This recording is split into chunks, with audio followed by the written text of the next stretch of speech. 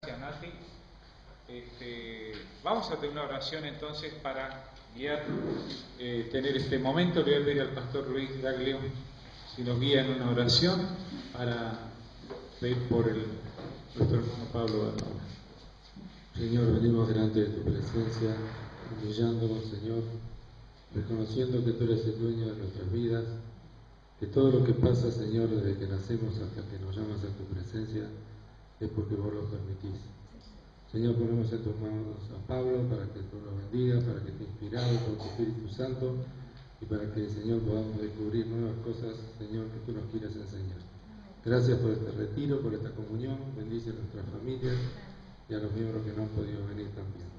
En el nombre de Jesús. Amén. Muchas gracias por la oración.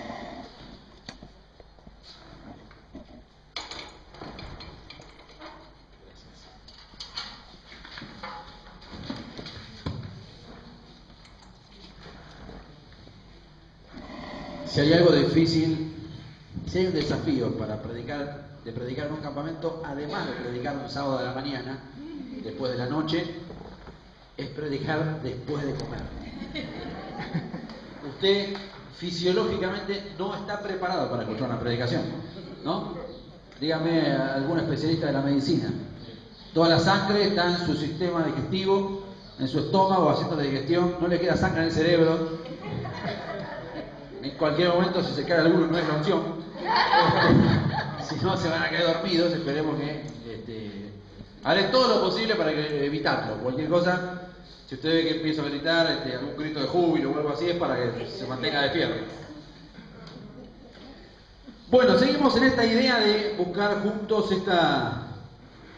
algunas ideas, ¿no? de cómo atravesar la crisis como una oportunidad para crecer, para fortalecernos.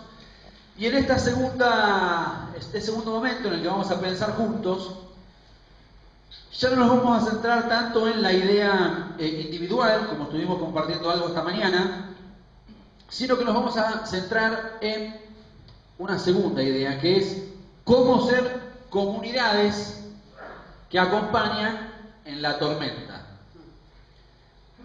Este título también es sugerente y tiene algunas palabras. ¿Qué palabras le llaman la atención de este título? La idea de la comunidad, ¿no? No es una tarea el hecho de acompañar a alguien que sufre, a alguien que está pasando por pruebas. No es una tarea que uno pueda delegar en una persona. En las comunidades de fe suele haber una, dos, tres personas, el pastor, los pastores, que tienen así como una función, digámosle, de acompañamiento especial. Pero qué interesante que vos y yo podamos transformarnos en una comunidad que acompaña. Comunidades que acompañan a personas que están atravesando pruebas. Que podamos transformarnos en una comunidad que acompaña a las personas que sufren. Comunidades que acompañan. Otra vez la idea de la tormenta, ¿sí? Son parte de la realidad, ya estuvimos charlando algo de eso. Y en el título también está la idea del acompañamiento. Acompañar. Y también me gusta esta idea, que me parece que es una idea superadora a la idea del consejo. Me gusta mucho más la idea del acompañamiento que del consejo. Lo mismo me pasa en la pastoral, ¿no? Me gusta mucho más la idea del acompañamiento pastoral que la idea del consejo pastoral. Porque el consejo, ¿en qué está pensando? Está pensando en el evento, ¿no? En lo que yo le voy a decir. No está pensando en la persona que está pasando por necesidad. Uno está pensando en lo que le vas a decir. Y la verdad es que no siempre una persona que está pasando por una prueba, vos tenés que decirle algo. Es lo que vamos a estar hablando en parte esta tarde. Tal vez, si vos querés ser un especialista en acompañamiento, lo que tenés que aprender es a callarte la boca. Cosa que nos cuesta un montón. Así que vamos a estar pensando un poco en esta idea de poder acompañar. Creo que es una idea superadora de la idea del consejo. Estoy cada vez más convencido que necesitamos transformarnos en comunidades, que de hecho esa era otra opción para el título de esta charla. Comunidades terapéuticas. Y uno puede estar pensando, ¿qué significa esto, no? ¿Será que tenemos que ser todos psicólogos? ¿Será que todos tenemos que ir a terapia o hacer terapia de grupo? En realidad, esta idea está basada en esa palabra que está ahí, que son esos chiripolitos, que es una palabra griega. La palabra terapeuo en griego significa sanidad, sanar. Comunidades terapéuticas son comunidades que sanan. Y es un término precioso, este término, que aparece muchas veces en el Nuevo Testamento. 42 veces se usa esta palabra griega en el Nuevo Testamento. 42 veces. De las 42 veces, 35 veces se usan en los Evangelios para describir el ministerio de Jesús. Las cosas que Jesús hacía. Yo no me acuerdo si puse acá un texto de Mateo. No lo puse. Vamos a buscarlo. Venga conmigo. Vamos al Nuevo Testamento, así usted no se me queda dormido. Ponga ahí, pídale a su cerebro un poco de sangre, saque la sangre del estómago y llévela a los dedos para buscar Mateo. Mateo capítulo 4. Abra su Biblia o prenda su Biblia, como dicen algunos ahora, si tienen la tablet o la... Mateo capítulo 4, versículo 23 y 24. ¿Quiere leerlo en voz alta? Atención. Y recorrió Jesús toda Galilea, enseñando en la sinagoga de ellos y predicando el evangelio del reino y sanando toda enfermedad y toda dolencia en el pueblo. Y se difundió su fama por toda Sicilia y le trajeron todos los que tenían dolencia, los afligidos por diversas enfermedades y tormentos, los endemoniados, los lunáticos y paralíticos, y los sanó. Muy bien. En los dos versículos aparece la idea de la sanidad. Sanando toda enfermedad y dolencia, dice el versículo 23, y al final del versículo 24 dice que Él los sanaba. Él los sanaba. 4 veces esta palabra se usa también en el libro de los Hechos para describir lo que los discípulos de Jesús hacían también con las personas. Estamos llamados como iglesia a ser comunidades terapéuticas, comunidades que sanan. Comunidades que sanan. Ahora, no estamos llamados eso no significa que estamos llamados a hacer campañas de sanidad. Pero sí estamos acompañados a poder sanar cosas que, si nosotros tenemos la posibilidad, los dones, las herramientas, poder acompañar a aquellas personas que sufren. Como comunidad de fe, lo más importante que tenemos son las personas. Las personas a las que acompañamos están por encima de nuestros ministerios. Es así, ¿no? Están por encima de nuestras agendas, de nuestro calendario de actividades. Las personas son más importantes que eso, ¿no? Jesús no murió en la cruz por ninguna agenda de ningún evangélico. Murió en la cruz por las personas. Por lo tanto, la misma prioridad que tuvo Jesús, la misma prioridad de Dios debería ser la nuestra como comunidad de fe. Que las personas sean realmente nuestra prioridad. Y estamos llamados como comunidad de fe a acompañar a aquellas personas que están atravesando un momento de sufrimiento, de prueba, de dificultad. La pregunta es cómo transformarnos en una comunidad que sane al herido, ¿no? ¿Cómo transformarnos en... No que lo termine de matar. Que llega un herido y lo terminamos de liquidar. Llega un herido por la vida y nosotros lo herimos espiritualmente encima. Viene herido por la vida, se acerca a nosotros y nosotros lo terminamos de liquidar espiritualmente en el nombre de Jesús. Lo matamos. Y no quiere saber más nada con Dios ni con la vida, porque nosotros lo destrozamos con las cosas que decimos. ¿Cómo transformarnos en comunidad que sanen al herido y que no lo terminen de destruir? ¿Cómo aplicar en nosotros, y ahora sí, este texto precioso de Isaías, capítulo 42, en donde se describe el rol del siervo del Señor? En el libro de Isaías hay varios poemas que están relacionados con el rol que iba a tener este siervo de Dios. Y nosotros desde nuestra fe cristiana entendemos que son textos referidos al Señor Jesús.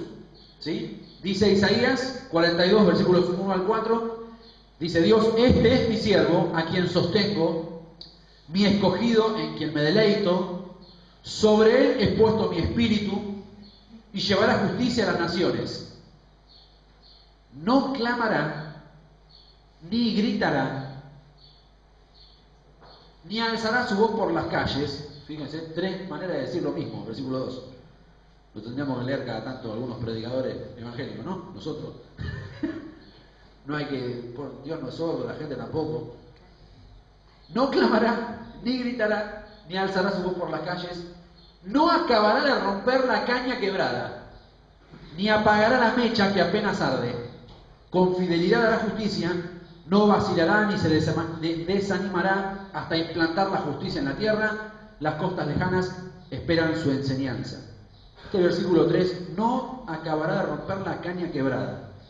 En una época en donde la caña quebrada la rompemos y compramos una nueva, cuando hablamos de personas, cuando la persona es la caña quebrada, no la podemos romper y tirar y hacer una nueva. Estamos llamados al ministerio de la restauración. Hoy ya no se restaura nada, ¿o no? Se nos rompe la heladera y empezamos, si estamos medio cortos, podemos llegar a averiguar a ver cuánto sale el service. Pero vivimos en una época en donde mi abuelita tenía una heladera Siam. ¿Ustedes conocen? Con palanca de cambio, impresionante, era con una bochita blanca en la punta, era una cosa genial, era un Falcon parado. Con una bochita blanca, la puerta pesaba 1 tonelada, pero enfriaba, era una cosa tremenda. Nosotros teníamos una heladera en casa que era un poquito más nueva, pero no enfriaba como la heladera de mi abuela. Y no sé cuándo la había comprado, no sé, Juan el Bautista había traído la heladera esa, y mi abuela la tenía y funcionaba perfecto. Después, cuando falleció mi abuela, no sé qué hicieron mis viejos y no tenemos más esa heladera. Pero duraba para toda la vida. Hoy, los electrodomésticos no vienen para eso, justamente porque en realidad se desgastan. Hoy le decía a Rodrigo, che, qué buena cámara esa, es vieja, me dice. ¿Vio esto, no? Hola. Esta cámara para Rodrigo es vieja. Me dice, 2012. Para mí cámara vieja es con el VHS, ¿no? Es más, los que son de otras generaciones, cuando dicen una cámara filmadora, hacen además, ¿no? Estamos en una época donde no restauramos nada. Si se rompe, compramos una cosa nueva. El tema es que en la iglesia tenemos personas. Y las personas no se pueden ni se deben tirar, bueno, tiene mucho problema, que se vaya a otra iglesia, que venga uno que quiera cantar. Nosotros estamos llamados al ministerio de la restauración y que nosotros podamos no romper la caña quebrada y no apagar la mecha que apenas está ardiendo. Eso como los nenes cuando le cantan el feliz cumpleaños, ¿viste? Soplan y queda esa cosa y no... les pone loco que esté la mecha ahí, que se va a volver a prender y queremos apagarla. El ministerio de la restauración.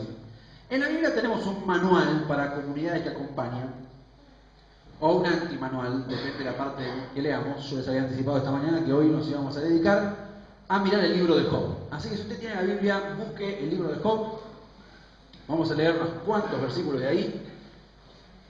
Job está ahí por más o menos por la mitad de la Biblia, antes del libro de los Salmos. Búsquelo. ¿Se acuerda de la historia de Job? Ahora sí vamos a repasarla.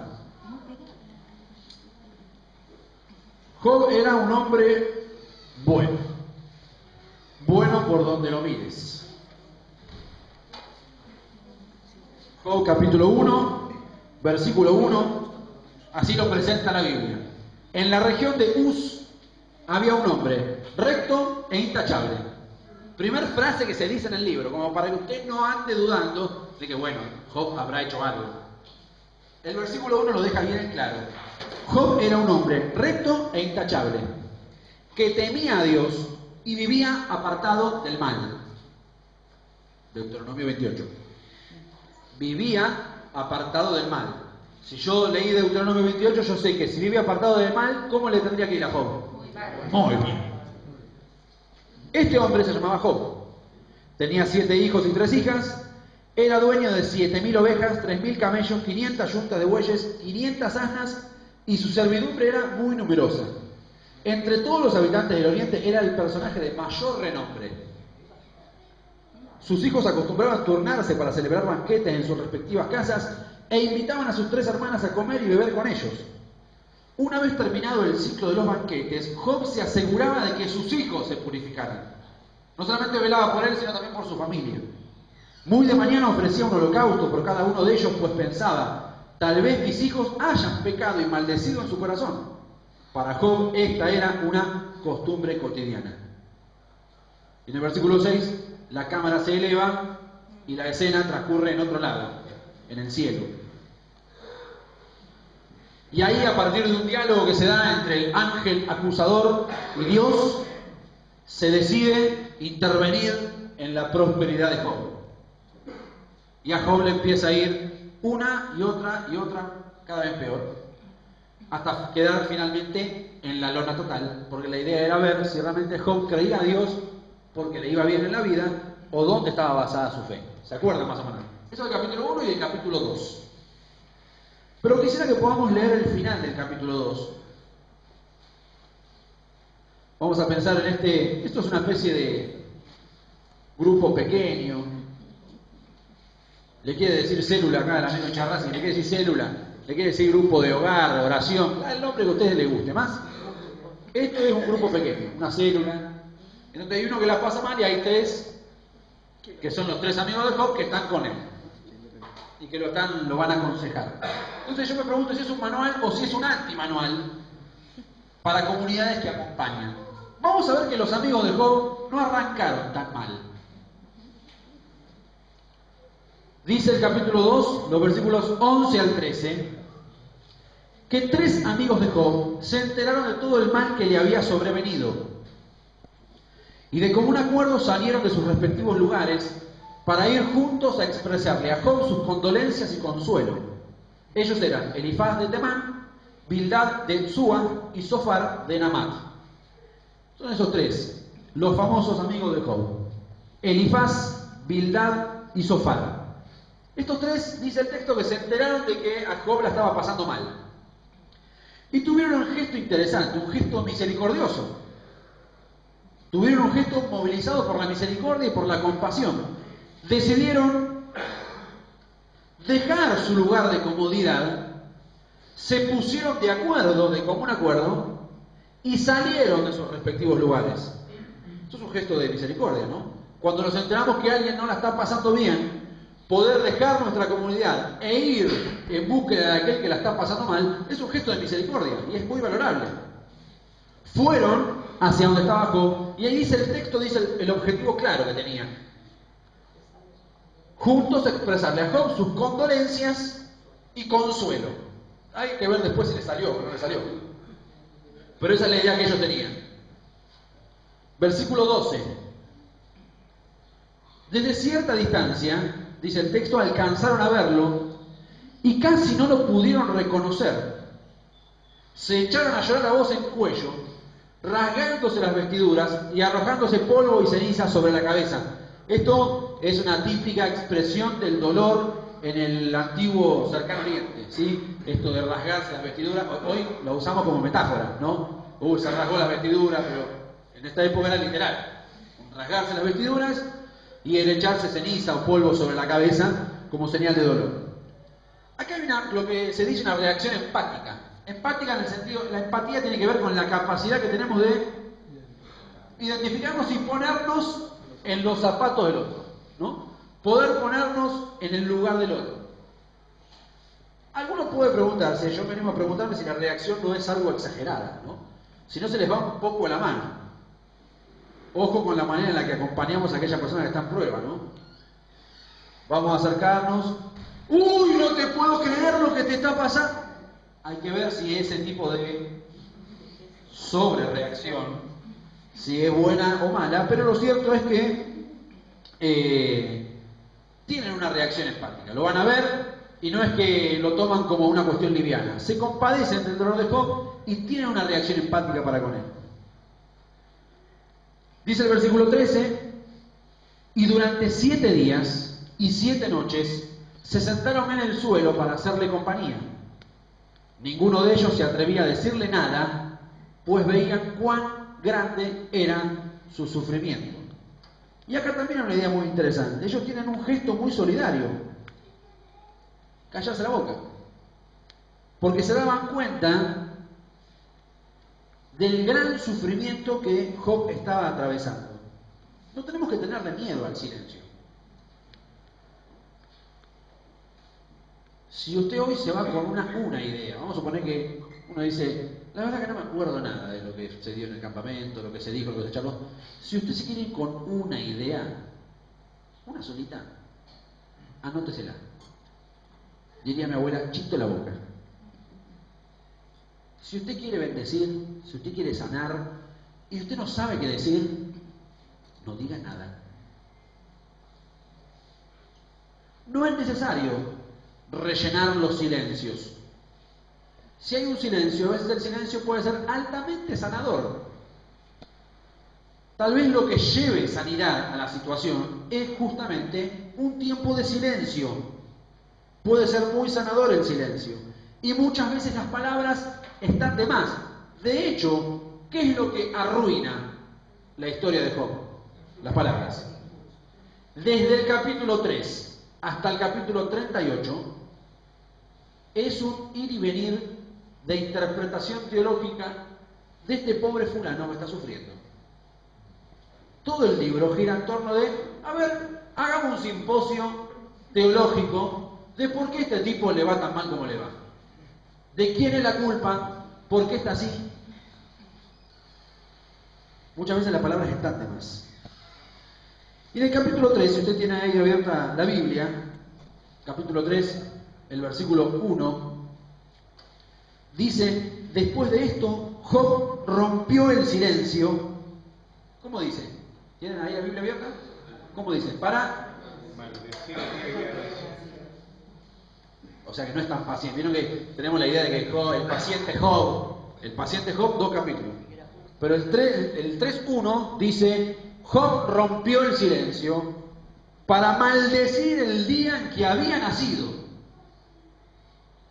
Después de una semana de silencio, interesante, una semana se quedaron a acompañarlo en silencio porque se daban cuenta del sufrimiento. Pero es muy interesante que el que abre la conversación es Job.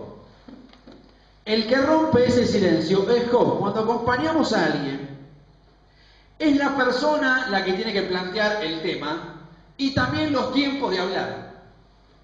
Cuando vamos a acompañar a alguien que está sufriendo, que no la está pasando bien, ¿cómo estás? ¿Cómo estás? Y tenemos que aprender también a respetar los tiempos de la persona. Job fue el que abrió la boca, el que empezó a hablar. Tenemos que recordar siempre que la persona es el centro de nuestro interés. La persona debe decidir si quiere hablar, cómo expresarse. Y tiene que sentirse libre de expresar lo que sienta la necesidad de expresar, sin censura. Si Dios no lo censura, no lo censure usted. Estamos llamados a acompañar, no a censurar. Los amigos, estos 3, reaccionan frente al lamento de Job de una manera muy particular. Porque las preguntas, las maldiciones y el reclamo de Job hace que ellos empiecen a sentir incómodos. Porque las preguntas de alguien que sufre son incómodas. Y empiezan a incomodar a estos 3 muchachos. Y estos 3 muchachos empiezan como a defender. Por eso yo creo que es el antimodelo del acompañamiento. Hasta acá veníamos más o menos bien. Pero vamos a tratar de pensar algunas ideas. Porque seguramente a vos en algún momento te va a tocar acompañar. Y si no, todavía no lo hiciste, pedile a Dios que te dé la oportunidad de acompañar a alguien que está atravesando algún momento de prueba. No esperes que lo haga el pastor. Porque necesitamos comunidades que sean capaces de hacerlo. Algunos pueden decir, pues yo que sé cómo se hace. Bueno, vamos a tener algunas herramientas. Vamos a ver de qué manera podemos hacerlo. En primer lugar, debemos ser misericordiosos. Cuando nos acercamos a una persona que sufre, una persona que está pasando por un tiempo de prueba, lo primero que tenemos que tener en cuenta es que lo que nos debe movilizar siempre debe ser la misericordia. No debemos nunca acusar.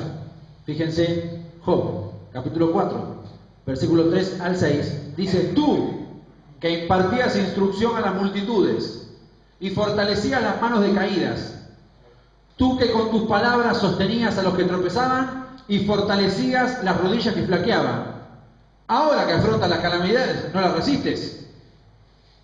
¿Te ves golpeado y te desanimas? ¿No debieras confiar en que temes a Dios y en que tu conducta es intachable? ¿No es una maravilla?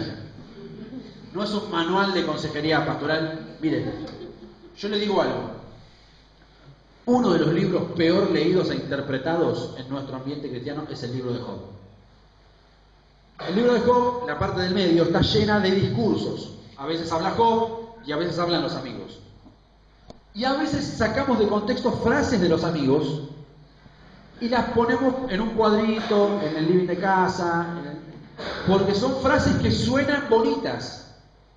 Pero ojo, tenemos que leer esa frase en el contexto del libro, porque justamente en el contexto del libro, esa frase que suena bonita, en realidad, en el mensaje del libro está mal.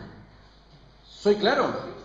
Vamos a ver muchas frases ahora que suenan preciosas, pero que en el mensaje final del libro, lo que nos enseña el libro es que no las tenemos que decir.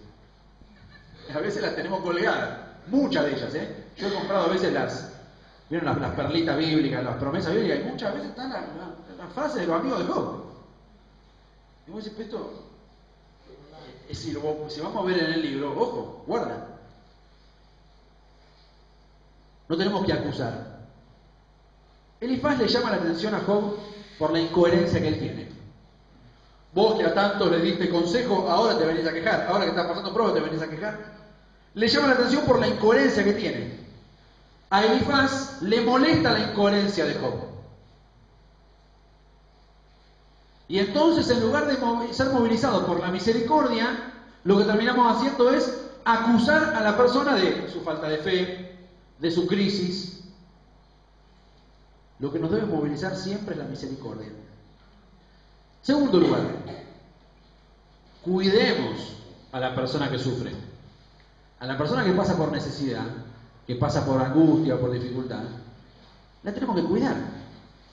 Lo que no tenemos que hacer encima es culpabilizarla. Tal vez usted en algún momento fue Job y recibió algún tipo de este tipo de acercamientos. Yo lo que le animo es a que no eche raíces en ese resentimiento, que logre sanar si usted fue maltratado en alguno de estos sentidos, para pensar en cómo usted va a ayudar a otro. Como dice la segunda carta a los Corintios, para que el consuelo que alguna vez hemos recibido también nos sirva para poder llevar ese consuelo a otros. Dice Job, capítulo 4, versículo 7. Es genial. Ponte a pensar, ¿quién que sea inocente ha perecido? ¿Cuándo se ha destruido a la gente íntegra? ¿Qué es lo que le está diciendo el amigo de Job a Job? Que es una porquería, sos culpable, algo hiciste, algo habrás hecho. La teología con la que piensan los amigos de Job es la del Deuteronomio. Yo me baso en los hechos. Si los hechos me dicen que este tipo de golpe está arruinado, esto es, digamos, A, B, ¿cómo era? Carácter transitivo, ¿eh? Esto es muy sencillo. A mayor obediencia, mayor bendición. A mayor desobediencia, mayor maldición. Si lo que yo veo es mayor maldición, ergo desobediencia.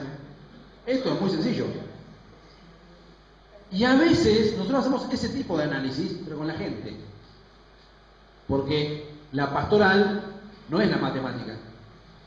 El acompañamiento de una persona que está padeciendo necesidad no es matemática, ¿no es cierto? Así, no es matemática. No debemos nosotros culpabilizar a aquel que está sufriendo.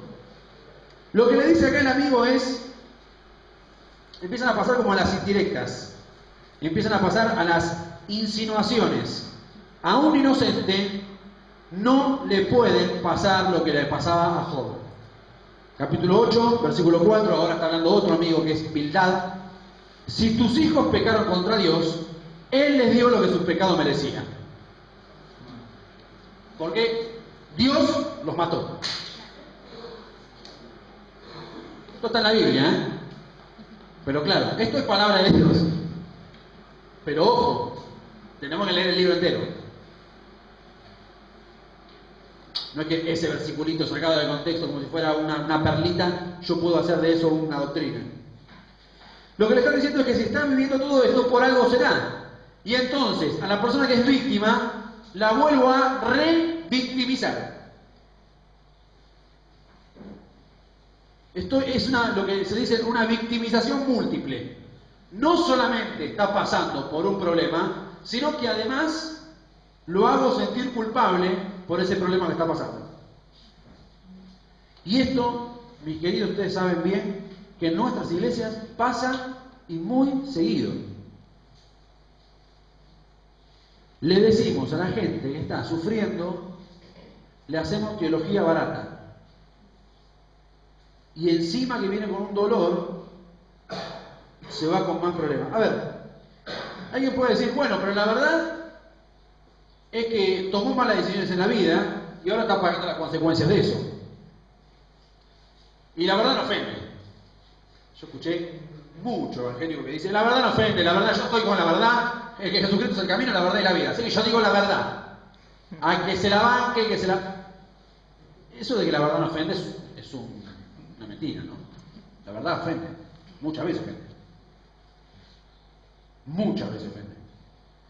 Y no en cualquier momento y de cualquier manera yo puedo decir, vamos a suponer que yo me di cuenta que esta persona que está sufriendo por algún problema con su hijo, yo creo que tal vez alguna de las cosas que pasaron en la crianza, algunas cosas de la familia, llevaron como consecuencia a que este pibe ahora tuviera una cantidad de problemas.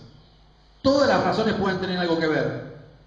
Pero el problema está en ese espíritu de juicio o de superioridad o de falta de solidaridad que tenemos muchas veces con la persona que está sufriendo. Queremos darle lecciones de ética y moral cristiana en el momento de sufrimiento, cuando no siempre estuvimos dispuestos como comunidad de fe a acompañarlo durante el problema. Ah, pero pasé juicio cuando la casa se incendió. ¿Qué tema este, no? Tenemos la persona que sufre, que es la caña quebrada, y el pablo que humea, la mecha que está humeando, yo estoy llamado a cuidarla. Tenemos que permitir a quien sufre vivir su dolor. Tenemos que permitirle vivir su dolor. No hay nada peor que un duelo no realizado, reprimido. Ustedes saben que ante cualquier pérdida, un familiar, un ser querido, un trabajo, cualquier pérdida, lleva como consecuencia un proceso de duelo. Y a veces, los evangélicos que hacemos tanta roja con el tema del gozo y la sonrisa y qué sé yo, reprimimos a la persona y no le permitimos llevar adelante un duelo que lo lleve a sanar esa herida. ¿Y saben cómo lo hacemos muchas veces? Remitiéndonos a la autorreferencia. ¿Saben lo que es la autorreferencia? Esta persona que le vas a contar un problema y todo el tiempo te va a contar lo que le pasó a él. Eso te da autoridad. Ah, no. ¿Vos le vas a contar el problema? No, porque eso no es nada. ¿Viste? Por más que lo que te pasó a vos sea terrible, una tragedia terrible, la persona te dice, no, pero yo, ¿sabés los problemas que yo tuve? No, ¿y yo? ¿Que no pude dormir porque mi perrito estuvo llorando toda la noche? No, lo que vos no es nada, yo te entiendo, ya lo sé, ya sé lo que vos me estás diciendo. Y no te doy la posibilidad de poder expresar tu dolor, de poder vivir el dolor. ¿Conoces a alguna persona autorreferencial? ¿Qué les hago? Son las personas autorreferenciales. Todo el tiempo, el canon de vida para cualquier experiencia es su experiencia de vida. Siempre fue así, no es para tanto. Job capítulo 4, versículo 8, dice uno de los amigos, la experiencia me ha enseñado, nunca le había pasado lo que le pasó a Job, nunca. Pero el amigo dice, la experiencia me ha enseñado que los que siembran maldad cosechan desventura. Bien autorreferencial. Mira, tu experiencia puede ser muy valiosa. Y en tu vida seguramente aprendiste un montón de cosas. Pero al momento de acompañar un dolor, el dolor es del otro y no tuyo. Así que respetemos el dolor ajeno y permitámosle a la persona poder atravesar y poder vivir ese dolor. El dolor es del otro y cada uno tiene que afrontar el dolor como puede. Es muy importante que yo le permita a la persona vivir ese dolor. Después tu testimonio contáselo más adelante si querés contarlo. De esto ya hemos hablado, pero ahora vamos a leer algunos versículos maravillosos. Tenemos que aprender a guardar silencio. Cuando vamos a acompañar a alguien que sufre, tenemos que aprender a guardar silencio.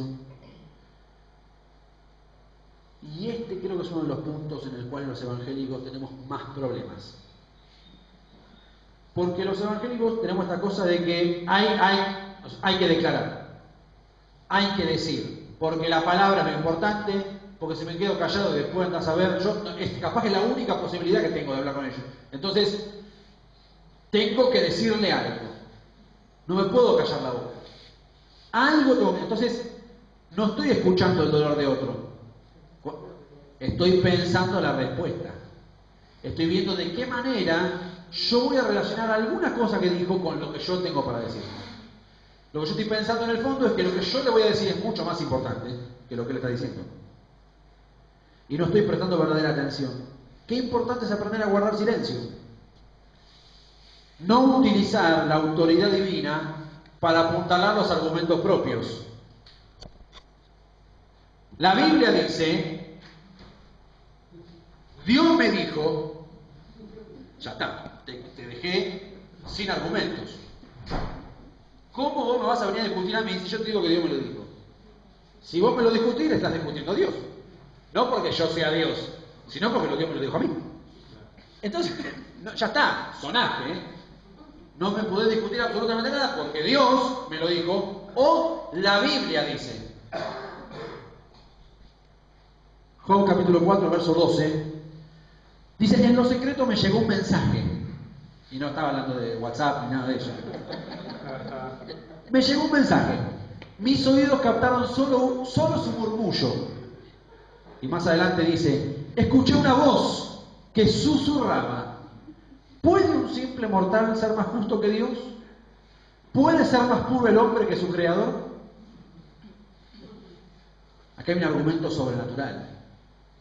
Anda a discutírmelo. Y si lo sobrenatural lo dice, cuando yo apelo a esto, la persona ya no puede defenderse. Aprender a guardar silencio también es no juzgar. No juzgar a la persona que está sufriendo. Capítulo 5, versículos 2 y 3. Mismo estamos en el libro de Job siempre, ¿eh? El resentimiento mata a los necios. Le está diciendo, Job, sos un resentido. Y si seguís resentido, encima te vas a morir. Porque el resentimiento te mata. No solamente estás sufriendo, sino que ese resentimiento te va a llevar por mal camino. Resentido. La envidia mata a los insensatos. Yo mismo he visto al necio echar raíces, pero de pronto su casa fue maldecida. Claro, vos sos necio, esa necedad echó raíces y por eso tu casa fue maldecida. La raíz de amargura. ¿Cómo? Raíz de amargura. A vos te pasó esto por la raíz de amargura. Ese resentimiento, esa envidia que mata. En otras palabras, lo que el amigo de Job le está diciendo a Job es lo que está diciendo es una estupidez. desestima lo que el otro dice por completo, no tiene ningún valor lo que el otro dice, no tenés que sentirte así. Porque en realidad el que está equivocado sos vos. Más adelante en el capítulo 11, Sofar, el tercero de Namat, respondió, quedará sin respuesta, después de escucharlo a Job, dice, ¿quedará sin respuesta toda esta perorata? Después de escuchar a Job decir algo, quejarse, se empieza a hablar con los amigos y empieza a decir, esto va a quedar sin respuesta. ¿Resultará inocente este hablador? Se indigna. Esto no va a quedar así. ¿Cómo que estás enojado con Dios? De ninguna manera. Alguien tiene que tomar represalias. Y si no es Dios, soy yo, en nombre de Dios. Entonces empiezo a despreciar el dolor del otro y lo empiezo a etiquetar como carnal, como falto de fe, como poco espiritual,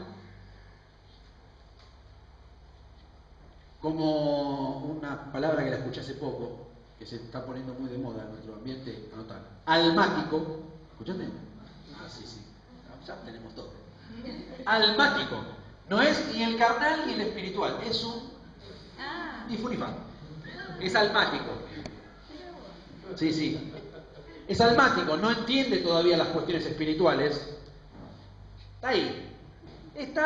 Viene, pero es de la creyentada general. Todavía no conoció las profundidades de Dios. Entonces lo etiqueto.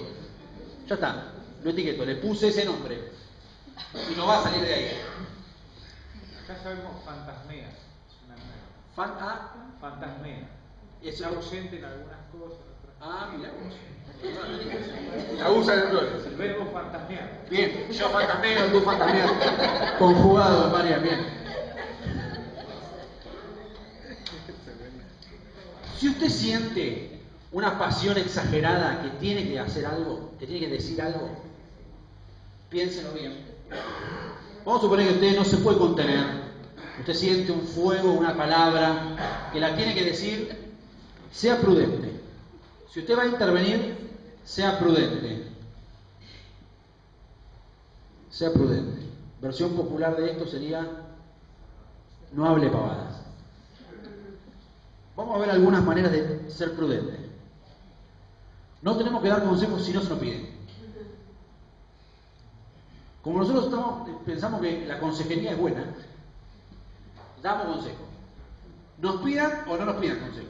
Siempre tenemos algo para decir y si le metemos un versículo bíblico mejor. Dice el amigo de Job, si se tratara de mí, yo apelaría a Dios, ante Él expondría mi caso. Yo haría eso. Él empieza a dar consejos a Job. Dar consejos es una de las grandes tentaciones. Decirle a la gente lo que tiene que hacer es una gran tentación. ¿Sabe que acá fallamos mucho también, no? Terminamos haciendo del consejo un decirle a la gente lo que la gente tiene que hacer. No, lo que vos tenés que hacer, usted sabe que con eso puede generar una dependencia súper insana. Vos tenés que hacer tal cosa. No, mi consejo para vos, mi palabra para vos es esta. Esto es una palabra, y ni hablar si le digo, recibí una palabra de Dios para vos. Una vez me tocó acompañar a una persona que estaba enferma. Y estábamos orando por ella y no se sanaba. Y estaba enferma y la enfermedad avanzaba. Y como estábamos orando por ella y la enfermedad avanzaba, lo que decidió esta persona y la familia es empezar a buscar ayuda en otro lado. Que es súper comprensible en la desesperación de querer sanarse. Entonces fueron a un lugar, a otro, donde oraron por ella, y con distintas técnicas. Hasta en algunos casos le habían dado algunas palabras de parte de Dios. Teléfono, 4 de la mañana, Dios me dio esta palabra para vos. Dios me dio esta palabra para vos.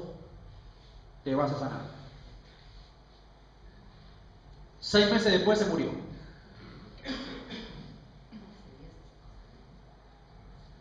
Algún colega nuestro también había orado por esta persona. Y la había declarado, todavía no entiendo qué significa lo de declarar. La habían declarado sana. No apareció, yo lo esperaba en el velatorio. Yo quería que tuviera algunas palabras en el velatorio. No vino. Pero la habían declarado. No demos consejos, no digamos cosas, menos en nombre de Dios. Menos en nombre de Dios. Es una de las grandes tentaciones. No demos consuelo automático. A veces ponemos en piloto automático el tema del consuelo. 5.9 y 5.16. Él realiza maravillas insondables, portentos que no pueden contarse. Así es como los pobres recobran la esperanza y a la injusticia se le tapa la boca. Empiezan a darle algunos consuelos automáticos. Es la tentación de hacerse abogado de Dios. Como Dios no da explicaciones muchas veces, las explicaciones las tengo que dar yo. Entonces yo me siento en la obligación de la persona, estoy acompañando a una persona que tiene una crisis de fe, ¿y qué hago? Como Dios no le da ninguna explicación, a veces creo que se la tengo que dar yo. Cuando empezamos a hacer eso, la vamos a embarrar seguro, la vamos a embarrar. Porque si Dios no dice nada, porque si Dios está guardando silencio, nosotros tenemos que hacer lo mismo. No soy abogado de Dios, no tengo que salir a defender. Bueno, seguí creyendo, que Dios es bueno, no digas eso. ¿Cómo vas a decir eso? No, vamos, arriba ese ánimo. Dios te va a consolar. ¿Cómo no vas a creer? Sí, mirá tu vida, tu familia, qué preciosa, perdiste un hijo, tenés 4. Los 4 que te quedan son buenos. Se llevó al peor. Metámonos un poquito de humor negro porque si no...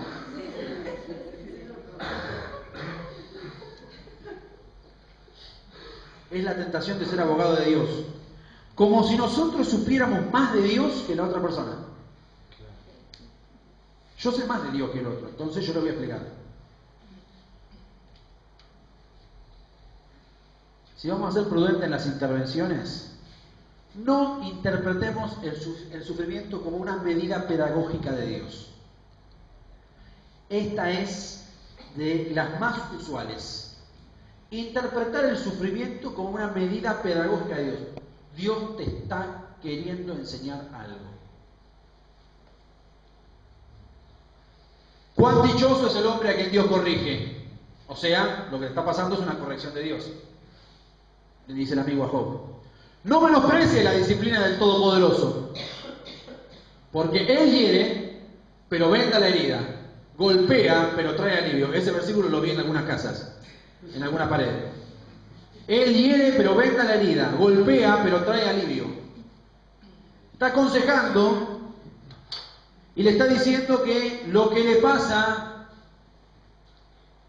es porque Dios quiere dar una lección. Y ¿sabe qué? Yo creo que una de las tragedias más difíciles que tenemos que atravesar, por gracia de Dios, hay algo que hoy los psicólogos llaman la capacidad de resiliencia. ¿Escucharon hablar de ese término? Esa capacidad que tienen algunas personas de poder superar una tragedia y además encima poder también bendecir y ayudar a otros. Entonces le decimos a la gente que lo que le está pasando es motivado o mandado por Dios para poder enseñarle algo. Ojo con eso. Yo creo que Dios puede hacer un milagro y que en la peor tragedia, de alguna manera yo puedo atravesarla y haber aprendido algo valioso espiritualmente. Pero no puedo decir de ninguna manera que la motivación de esa tragedia es que Dios me quiere enseñar algo. Porque una cosa muy distinta es decir, me echaron del trabajo y bueno, capaz que Dios me está queriendo enseñar que tengo que depender de Él. Pero otra cosa es justificar tragedias en serio. Y para justificar ciertos sistemas teológicos, como la hiperpredestinación y todas estas cuestiones calvinistas de las cuales estamos impregnadísimos, le hacemos decir a Dios cosas que Dios no dijo y le adjudicamos a Dios tragedias que ocurren en nuestra vida. Yo escuché una vez a alguien que le estaba diciendo a un padre de una hija que había sufrido una violación, que algo Dios quería enseñarle con todo eso. Mire, se da cuenta cómo se puede usar la Biblia y se puede usar el nombre de Dios para destruir la vida de alguien, ¿no? Con el dolor de las personas no podemos jugar. No podemos hacer teología con el dolor de las personas. Ojo con las cosas que decimos. Si la persona está atravesando un duelo, está atravesando por un tiempo de sufrimiento, no digamos cosas de las cuales no sabemos. Nadie puede saber por qué pasan las cosas que pasan. Tal vez yo pueda, en mi relación con Dios, si estoy atravesando una tragedia, aprender y salir fortalecido de esa tragedia por un tratamiento especial que Dios hizo en mi vida. Y gloria a Dios por eso. Si yo puedo salir fortalecido de la prueba y de la dificultad, gloria a Dios por eso. Pero en el momento de atravesar el duelo, yo, si soy un externo, si soy un tercero, yo no puedo ponerme a decir a la gente por qué le ocurren las cosas que le pasan. Seamos respetuosos del dolor ajeno, del duelo ajeno. Es muy humano esto de tratar de buscar explicaciones, ¿eh? Es parte de nuestra naturaleza querer buscar explicación.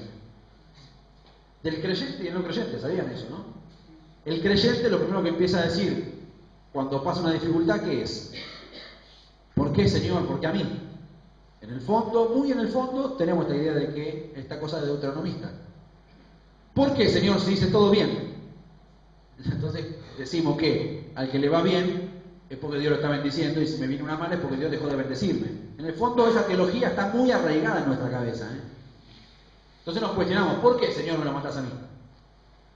Usted sabe que el no creyente también busca respuestas. No en Dios, pero por ejemplo, una persona que hizo ejercicio toda la vida, una vida sana, una buena alimentación, y le viene una enfermedad y la persona se empieza a preguntar, ¿por qué me pasa esto a mí? Tal vez no se lo pregunta a Dios, pero es una pregunta existencial, filosófica. Si siempre me cuidé, si siempre me comí bien, tuve una vida sana, también se lo pregunta. Una pregunta metafísica, existencial, pero se lo hace. Es muy humano el querer buscar explicaciones. Y es muy difícil, a veces, soportar el silencio. Pero no tenemos que llenarlo nosotros. Nosotros estamos llamados a acompañar. No amenazar. Fíjense este texto. Le dice uno de los amigos de Job: ¿sabrías entonces que buena parte de tu pecado Dios no lo ha tomado en cuenta? Lo que le dice el amigo de Job a Job es: la sacaste barata. Agradecé que seguís con vida. Porque la paga del pecado es muerte. Esa la decimos, ¿no? No. Perdiste a toda tu familia en una tragedia. Dale gracias a Dios. La Biblia dice que hay que dar gracias en todo. Y entonces yo vi cómo se le decía a una persona que había atravesado una tragedia, darle gracias a Dios por la tragedia en el momento de la tragedia. Por favor. Por favor. Te hizo precio Dios. Lo que te pasa es poco. Estamos en las manos de un Dios muy amoroso, pero que cuando se enoja, así que dale gracias, que lo que te está pasando, vos mereces más castigo que el que te está tocando.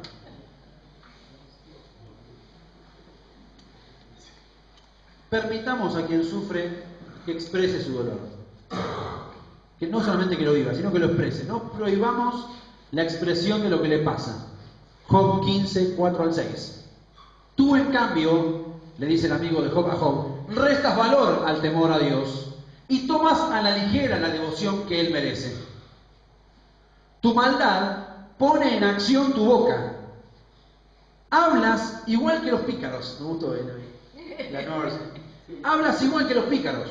Tu propia boca te condena, no la mía. Tus propios labios atestiguan contra ti.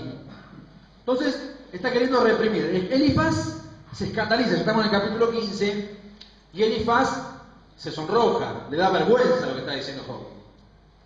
Entonces reacciona y le quiere callar la boca, le quiere poner una mordaza para que Job no siga diciendo herejías, porque Dios se va a enojar y porque le está haciendo tambalear todo su sistema teológico con las preguntas que se hacen en medio de su dolor. Más allá de las intenciones que tenían los amigos de Job, lo que los amigos de Job le dijeron a Job fue altamente destructivo. O sea que en estas cuestiones de acompañar a alguien que sufre, no es suficiente con la intención. Sepamos que las buenas intenciones nos deben ayudar, nos deben llevar a hacer buenas acciones, a ser comunidades que acompañan en el sufrimiento ajeno, en el sufrimiento del otro. Más allá de las intenciones, tenemos que aprender a qué vamos a hacer y a no aumentar con nuestras palabras el sufrimiento del otro. Y Job, después de todas estas cosas que le dicen los amigos, agárrate. Porque Job es rebelde. Job es paciente en los primeros 2 capítulos. Pero a partir del capítulo 3, Job es muy rebelde. Se rebela con Dios y se rebela con estos 3. No es que hablan Elifaz y Bildad y qué sé yo, y él dice, bueno, amén. No. Es genial el proceso de Job. El tema es que no todas las personas logran hacerlo. Pero él casi que se planta en resistencia y les hace la guerra a estos 3. Porque él estaba seguro. ¿Qué es lo que nos dice Job a nosotros? ¿Qué es lo que les dice a sus amigos? Si tan solo se callaran la boca, dice Job, eso en ustedes ya sería sabiduría. Job, si tan solo se callaran la boca, para ustedes ello ya sería sabiduría. Capítulo 16. Cosas como estas he escuchado muchas. Valiente consuelo de todos ustedes. Esto ya lo escuché varias veces. Díganme algo nuevo que no sé. Muchas veces cuando nos toca consolar a alguien o acompañar a alguien que está sufriendo, vamos a decirle algo y muchas veces la persona nos va a decir, sí, eso ya lo sé. Tal vez les ha tocado. Porque no es una cuestión de información.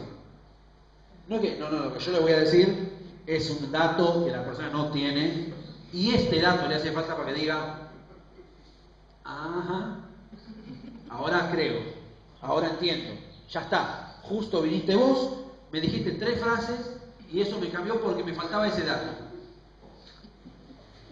La persona tiene la información, la persona ya la tiene.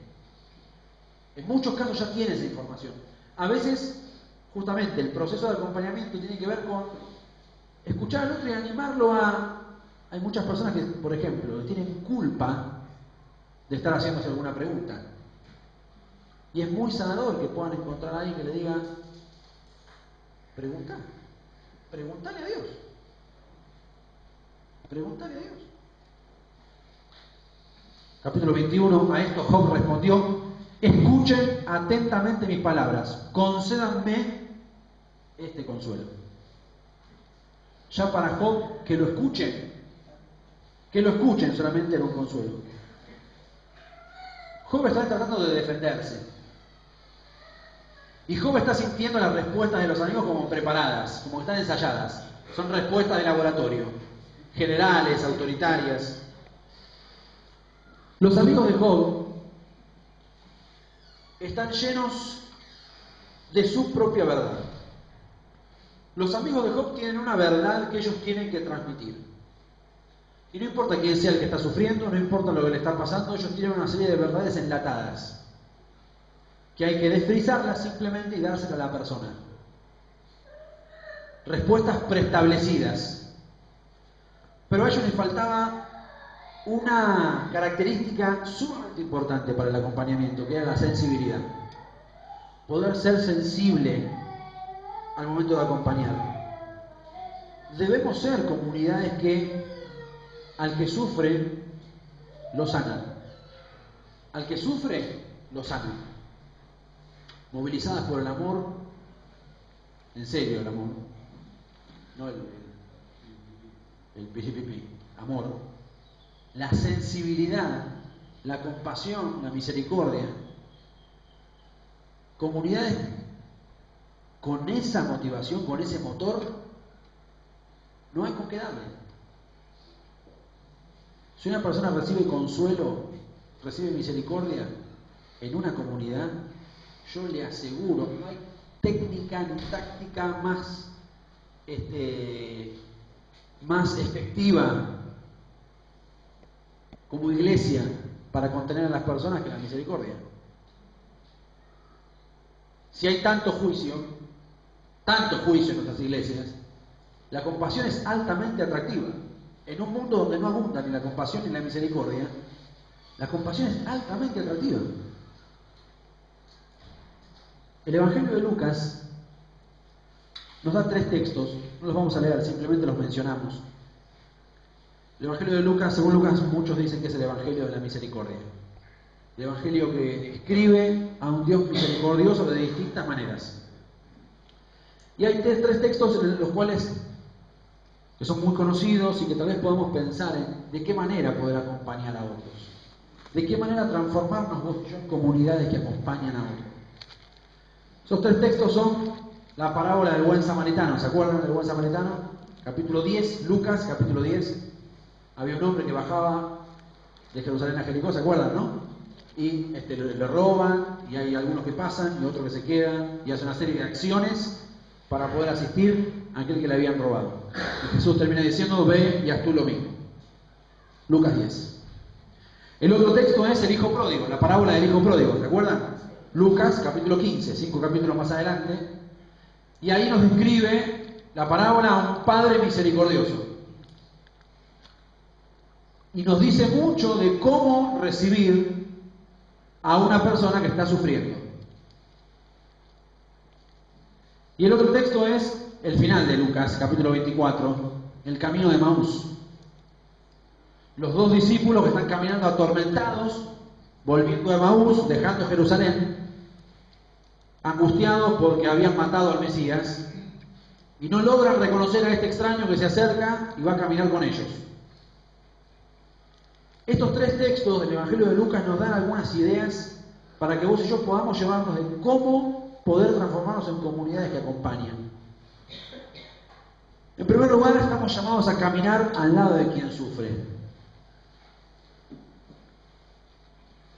Estamos llamados a caminar al lado. El texto del camino de Emaús nos dice que no lo reconocían, pero que Jesús se puso a caminar al lado de ellos.